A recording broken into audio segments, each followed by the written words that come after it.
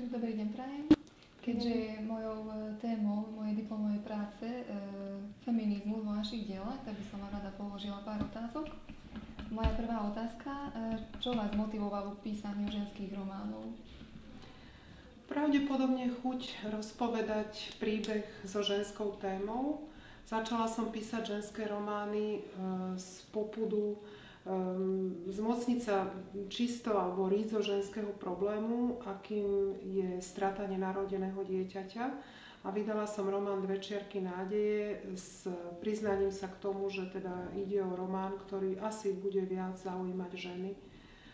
Neviem, či je správne rozdeľovať literatúru na ženskú a mužskú, alebo teda vymedzovať z nejakej slušnejšej literárnej spoločnosti ženy ako autorky. Myslím si, že aj muži niekedy píšu dosť slabú literatúru. Dovolím si povedať, že mnohí. A naopak, niektoré ženy píšu veľmi zaujímavé a interesantné diela. Takže neviem si predstaviť, čo vlastne ľudí vedie k tomu, aby tak dehonestujúco sa vyjadrovali niekedy o ženských spisovateľkách. Samozrejme, ja sama mám rada kvalitnú literatúru a čítam knihy od žien spisovateľiek, vyberám si tituly, ktoré budem čítať starostlivo a netvrdím, že čítam od ženských autoriek všetko. Ale mám obľúbené ženské spisovateľky, ktoré píšu také zaujímavé alebo výnimočné diela, akým sa často ich mužskí kolegovia ani nevyrovnajú. Takže začať písať ženské romány som nepociťovala ako niečo, čo by mi malo škodiť alebo čím by som sa okamžite vykázala z lepšej spoločnosti. Jednoducho, možno ma k tomu priviedol iba život sám a témy, ktoré mi priniesol.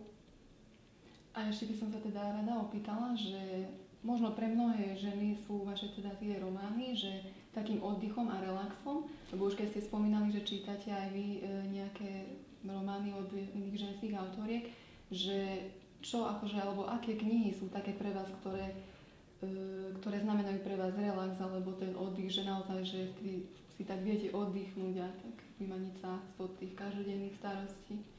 Tak ja neviem, či pri knihách oddychujem, že či tá funkcia čítania je iba relaxovať. Na to mám skôr časopisy, alebo teda nejaké noviny si prečítam, časopisy. Pri knihách ja si myslím, že knihy sú možno príležitosťou snívať sny niekoho iného. Že spisovateľ ako keby zapisoval to, čo sa niekomu mohlo možno len snívať. A je to vlastne stretnutie s dušou toho spisovateľa a častokrát má slova v niektorých knihách zasiahnu do hĺbky a nie je to veľmi relaxačný stav. Napríklad teraz mám rozčítanú knihu Dvere od maďarskej autorky Magdy Szabó a je to nesmierne zaujímavý mnohovrstevný román, ktorý mi pripomína v niečom spisovateľa Šandora Máraja.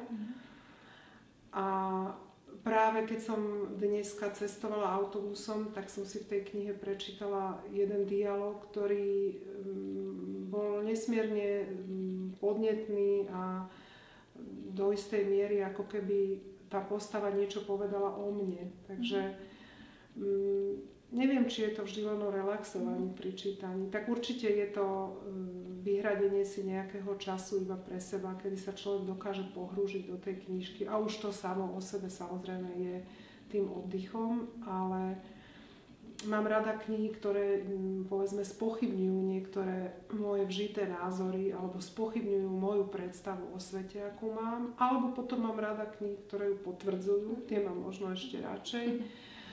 Ale ešte k takým mojim obľúbeným autorkám často spomínam Američanku Eriku Jongovú, jej knihy mám veľmi rada a teším sa, že opäť vyjde v reedícii Strach z lietania. Rada by som si povedzme prečítala jej knižku, niekde avizovala, že ju píše tak ako napísala Strach z lietania, Strach z 50-ky, že teraz píše, alebo už aj dokončila knihu Strach zo 70-ky. Myslím si, že by bolo úžasné, keby sa niektoré slovenské vydavateľstvo podujalo a preložilo túto knihu. Mám rada aj francúzske autorky, napríklad, čo si tak spomeniem narýchlo teraz, tak minulý rok som čítala Hádam všetko, čo vyšlo v češtine od francúzskej spisovateľky Delphine de Vigan, ktorá vydala pre mňa mimoriadne zaujímavý až závažný román o jej matke Noc nic nezadrží, teda v češtine sa to tak volalo. Bola to taká vlastne rodinná sága rodu jej matky a viedlo to až celá tá dejová línia, tá dejová os viedla vlastne až ku tragickému koncu tej mamy. A bolo to tiež o matko-dcerskom vzťahu. A keby niekto označil takýto román tou dehonestujúcou nálepkou ženský román, tak by som si o ňom pomyslela, že je úplný diletant. Ale tiež je to román, ktorý napísala žena.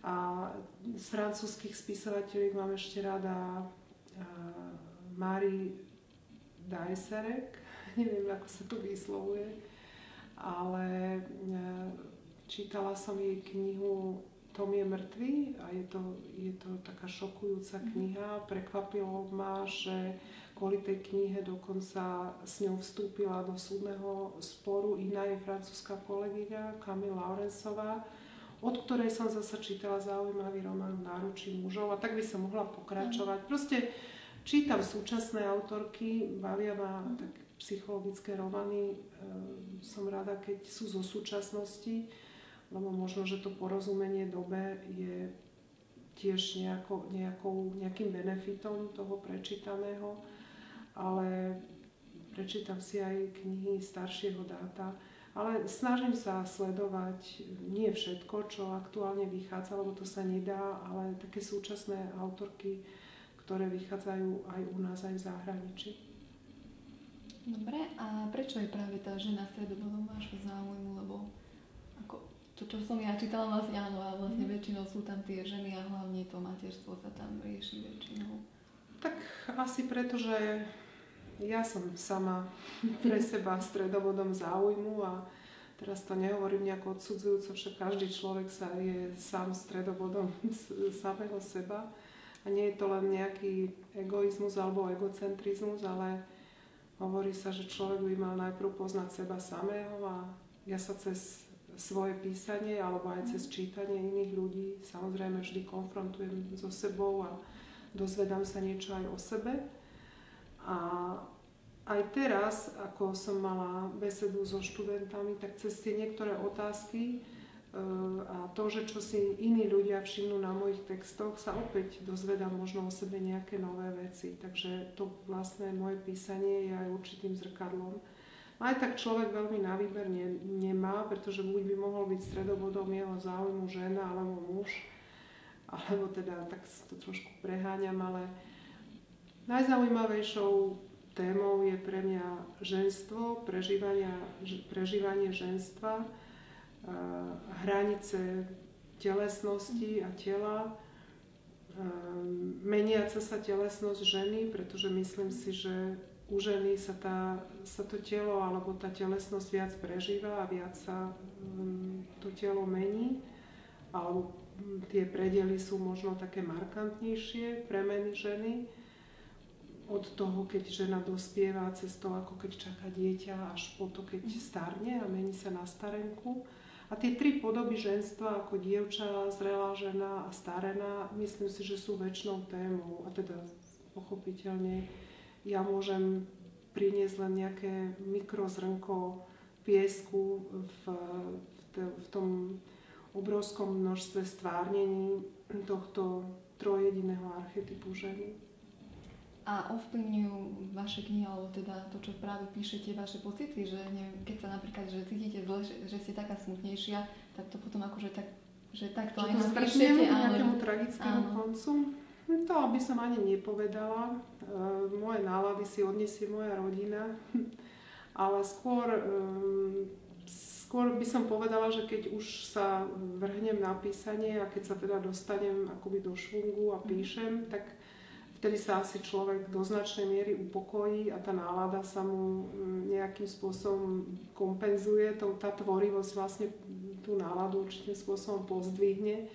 A keďže písanie je tvorivým aktom, tak človek sa pri tej tvorbe už to, že tvorí, že píše, sa cíti svojím spôsobom šťastný. Takže nepovedala by som, že by som si vybíjala nejaké svoje osobné frustrácie z nervózneho rána na knižných hrdinoch, lebo sa mi zdá, že už tá výsada alebo to šťastie, čo mám, že môžem písať a môžem sa tomu venovať, je natoľko fajn, že musím byť na tých svojich hrdinov miernejšia. A keďže je teda mojou témou ten feminizmus, že podľa vás sú tam nejaké feministické prvky v tých vašich knihách? No, také úplne priznané asi nie, pretože ja sama na svoju škodu toho o feminizme neviem veľmi veľa. Nevzdelávala som sa v tomto smere, ako cieľene, ale myslím si, že som dosť emancipovaná žena a že feminizmus mi vôbec neprekáža, ale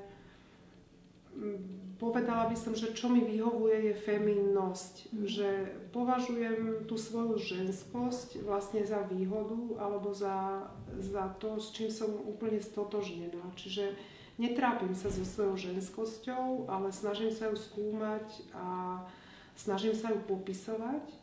A pokiaľ ide o feminizmus, tak takéto vyhranenie sa alebo tak určitým spôsobom nájdenie si rovnocenného miesta v spoločnosti a tak to, čo treba vybojovať, alebo to, o čo sa treba usilovať, tak sa priznám tak zbábelo, že asi toho plody už len žnem, že teda nejako som sa o nič nepričinila a nemám veľmi tú ambíciu, nemám v sebe tú bojovnosť Amazonky, ale skôr si užívam plody toho, čo vybojovali moje družky ženy v zbrani. A myslím si, že ženy najviac si vedia poškodiť tým, keď zhadzujú jedna druhú, alebo keď sa vyhráňujú proti tomu feminizmu s tým, že povedia... Ja som napríklad teraz povedala, že nie som ako feministka, ale nehovorím to tak dešperátne. Proste možno by som ňou aj chcela byť, len na to momentálne nemám dosť znalostí alebo síl. A myslím si, že je dobré, keď sa ženy nejakým spôsobom aktivizujú a keď vedia, že ich miesto na svete je rovnako dôležité ako miesto mužov. Takže ja nemám k feminizmu nejako záporný postoj, ale nepotrebujem ani hovoriť, že nie som nejaká feministka. No kiež by som ňou bola. A sú vašich osobných príbehov, že naozaj, že tam vykreslujete iba seba, vaše pocity? Určite áno. Mnohé z mojich kníh majú autobiografické črty, nie všetky. Asi najautobiografickejšia kniha je Materská, to je až taký denníkový záznam. Ale v mnohých knižkách prozaických aj v tých poviedkových textoch tak nejakým spôsobom reflektujem aj prvky zo svojho života. Ale nie úplne popisne, nie úplne doslovne, ale niekedy sa stane, že stretnem niekoho zaujímavého alebo niečo, čo je hodné poznačenia a nejako to zakomponujem do tej prózy. A takisto ľudia z môjho okolia, niektorí sa už smejú, že ty to dáš potom do knižky. Aj sa tak niekedy stane a niekedy sa tak nestane, pretože to vymyslím inak. A niekedy je zasa tá realita okolo mňa taká absurdná, že by to nezniesla ani knižka, že niekedy, povedzme, v novo pripravovanom románe Štrikovaní frajeri jedna moja kamarátka zažila tak veľa zaujímavých príhod, že som ich musela rozhodiť medzi dve postavy. A teda už ste aj spomenuli, že na čo teda pracujete? Môžete nám o tom niečo bližšie povedať? Tak kniha Štrikovaní frajeri by už mala čo nevidieť výjsť, je v tlačiarni, takže na tej je už dopracované. Ale momentálne chystám prepracované vydanie knihy Tarot a vlastne kompletizujem text, doplňam ho, mením tam niektoré drobné detaily a snažím sa ho vycizelovať do takej čo najoptimálnejšej podoby. A teda už posledná otázka. Niektoré vaše knihy nebudú slúžiť ako scenár nejakému filmu? Alebo nevenujete tomu žiadnu pozornosť? Zatiaľ nie, ale možno, že moje knihy môžu poslúžiť aj na to, keď sa niekomu kýve stôl, že podloží jednu nohu stola. Nikdy neviete, na čo všetko knihy poslúžia. Ale keď by poslúžili najmä na to, aby niekomu pozdvihli náladu a aby mal vďaka mojej knihe krajší deň. Dobre, tak ďakujem. Ďakujem.